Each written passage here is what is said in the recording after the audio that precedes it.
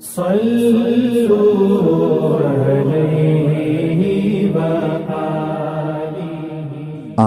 صلی اللہ علیہ وآلہ وسلم پر وحی کا ابتدائی دور اچھے سچے پاکیزہ خوابوں سے شروع ہوا۔ آپ خواب میں جو کچھ دیکھتے وہ صبح کی روشنی کی طرح صحیح اور سچا ثابت ہوتا۔ پھر من جانب قدرت آپ تنہائی پسند ہو گئے اور آپ نے غار حرا میں خلوت نشینی اختیار فرمائی اور کئی دن اور رات وہاں مسلسل عبادت اور یاد الہی و ذکر میں مشغول رہنے لگے۔ جب تک گھر آنے کو دل نہ چاہتا توشہ ہمراہ لیے ہوئے وہاں رہتے۔ توشہ ختم ہونے پر ہی اہلیہ محترمہ حضرت خدیجہ رضی اللہ تعالی عنہا کے پاس تشریف لاتے اور کچھ توشہ ہمراہ لے کر پھر وہاں جا کر خلوت گزین ہو جاتے۔ یہی طریقہ جاری رہا یہاں تک کہ آپ پر حق منکشف ہو گیا اور آپ غار حرا ہی میں قیام پذیر تھے کہ اچانک حضرت جبرائیل علیہ السلام آپ کے پاس حاضر ہوئے اور کہنے لگے کہ اے محمد پڑھو۔ آپ فرماتے ہیں کہ میں نے کہا کہ میں پڑھنا نہیں جانتا۔ آپ صلی اللہ علیہ وسلم فرماتے ہیں کہ فرشتے نے مجھے پکڑ کر اتنے زور سے بھینچا کہ میری طاقت جواب دے گئی۔ پھر مجھے چھوڑ کر کہا پڑھو۔ میں نے پھر وہی جواب دیا کہ میں پڑھا ہوا نہیں ہوں۔ اس فرشتے نے مجھ کو نہایت ہی زور سے بھینچا کہ مجھ کو سخت تکلیف محسوس ہوئی۔ پھر اس نے کہا کہ پڑھ۔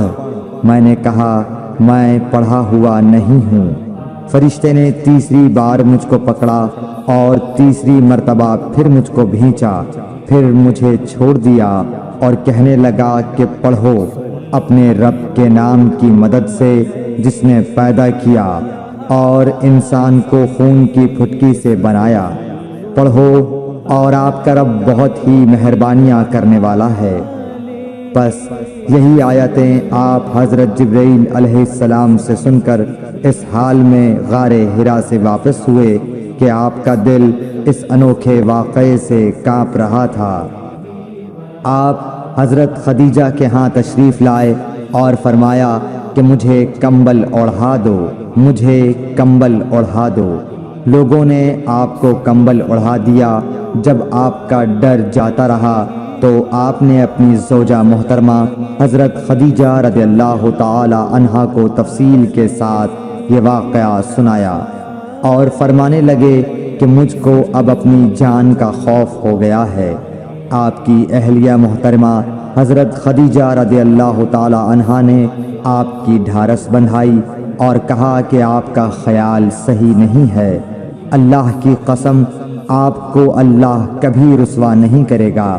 آپ تو اخلاق فاضلہ کے مالک ہیں۔ آپ تو کنبہ پرور ہیں، بے کسوں کا بوجھ اپنے سر پر رکھتے ہیں، مفلسوں کے لیے آپ کماتے ہیں، مہمان نوازی میں آپ بے مثال ہیں اور مشکل وقت میں آپ امر حق کا ساتھ دیتے ہیں۔ ایسے اوصاف حسنہ والا انسان یوں بے وقت ذلت و خواری کی موت نہیں پا سکتا۔ پھر مزید تسلی کے لیے حضرت خدیجہ رضی اللہ تعالی عنہا آپ کو ورقہ بن نوفل کے پاس لے گئیں جو ان کے چچا زاد بھائی تھے اور زمانہ جاہلیت میں نصرانی مذہب اختیار کر چکے تھے اور عبرانی زبان کے کاتب تھے۔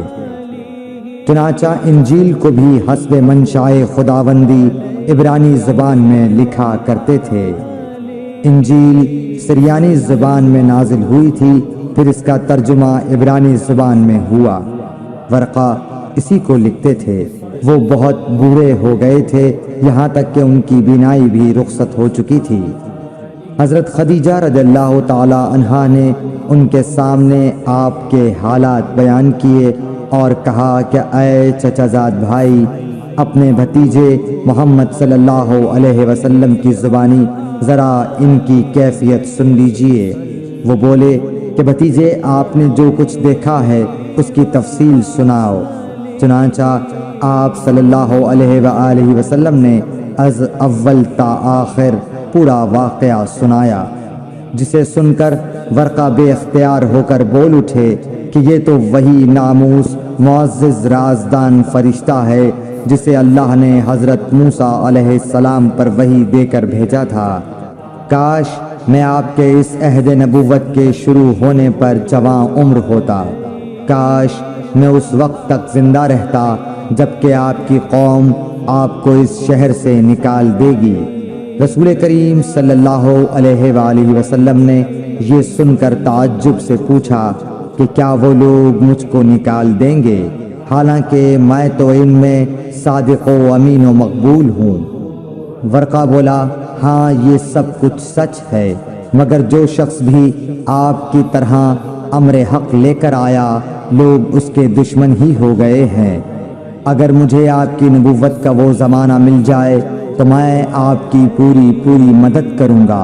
مگر ورقہ کچھ دنوں کے بعد انتقال کر گئے، پھر کچھ عرصے تک وحی کی آمد موقوف رہی۔